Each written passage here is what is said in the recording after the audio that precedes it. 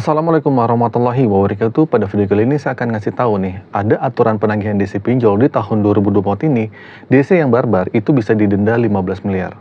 Mantap ya? Oke, simak video ini sampai habis. Nah, dalam berita yang saya baca, di sini OJK memberikan peringatan serius kepada para penagih kredit atau DC, terutama pelaku usaha jasa keuangan atau PUJK yang termasuk plafon pinjol ini, mereka akan menghadapi denda yang signifikan, yaitu mencapai 15 miliar jika terbukti melanggar aturan penagihan yang telah ditetapkan. Jadi, aturan ini dijelaskan oleh Direktur Pengembangan dan Pengaturan Edukasi Pelindungan Konsumen atau disebut dengan IPK gitu. Nah, salah satu direktur itu bernama si Rela Ginting. Nah, menurutnya ketentuan ini terdokumentasi dalam Peraturan Otoritas Jasa Keuangan Nomor 22 Tahun 2023 tentang pelindungan konsumen dan masyarakat di sektor jasa keuangan. Nah, di sini juga si OJK menyoroti sanksi administratif yang cukup mencolok, yaitu denda administratif sebesar 15 miliar rupiah. Ini menjelaskan bahwa besaran denda administratif ini sebenarnya tidak berubah dari peraturan yang sebelumnya, yaitu PJK nomor 6/2022. Nah, jadi penting untuk memahami bahwa langkah ini diambil untuk melindungi konsumen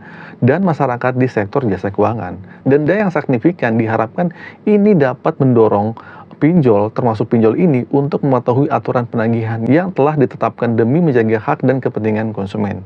Nah, di sini juga OJK berusaha memberikan penekanan kuat terhadap kepatuhan terhadap regulasi ini, terutama terkait penagihan DC lapangan atau DC-DC-nya. Dengan adanya aturan yang jelas dan sanksi yang tegas, kita berharap ya, para pelaku usaha keuangan atau si pinjol ini dapat menjalankan aktivitas mereka dengan integritas dan kepatuhan terhadap norma yang berlaku. Ini berlaku khususnya plafon pinjol untuk memahami dan mengimplementasikan aturan ini dengan baik guna menghindari resiko denda yang dapat merugikan bisnis di mereka sendiri. Nah, jadi keterbukaan dan transparansi dalam berkomunikasi dengan konsumen juga menjadi kunci yang memastikan pelindungan lebih baik terhadap hak-hak konsumen atau nasabah yang sedang gagal bayar itu.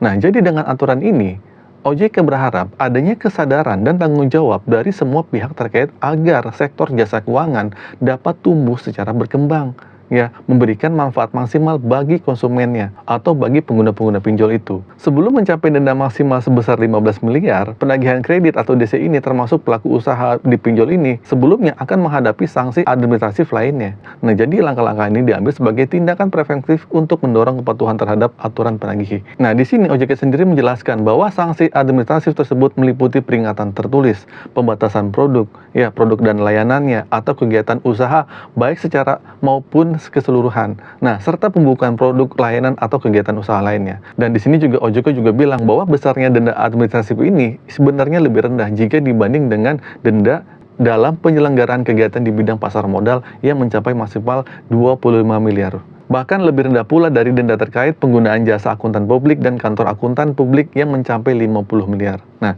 jadi di sini penting ya untuk dicatat bahwa pemberlakuan denda administratif ini dipertimbangkan berdasarkan tingkat pelanggaran yang dilakukan. Nah, hal ini juga dijelaskan dalam pasal 113 PUJK yang mengatur mengenai jenis sanksi yang dapat diterapkan. Nah, sebagai regulator nih, si OJK sendiri bertujuan untuk menciptakan lingkungan bisnis yang sehat dan berintegrasi. Nah, sanksi yang diberlakukan diharapkan dapat menjadi pendorong untuk mencapai kepatuhan dan memberikan perlindungan lebih baik kepada konsumen-konsumen pinjol. Nah, di sini juga penting untuk dicatat bahwa PUJK nomor 22 tahun 2023 mengatur beberapa aspek krusial terkait, salah satunya adalah pembatasan waktu penagihan. Menurut aturan ini, waktu penagihan dibatasi mulai dari jam 8 pagi hingga pukul jam 8 malam waktu setempat. Nah, pembatasan waktu ini bertujuan untuk melindungi konsumen dari penagihan yang berlebihan dan dapat mengganggu ketenangan mereka, terutama di luar jam operasional yang wajar. Nah, selain itu juga, aturan tersebut juga menegaskan bahwa penagihan dilarang menagih pinjaman kepada pihak yang bukan merupakan konsumen atau nasabah.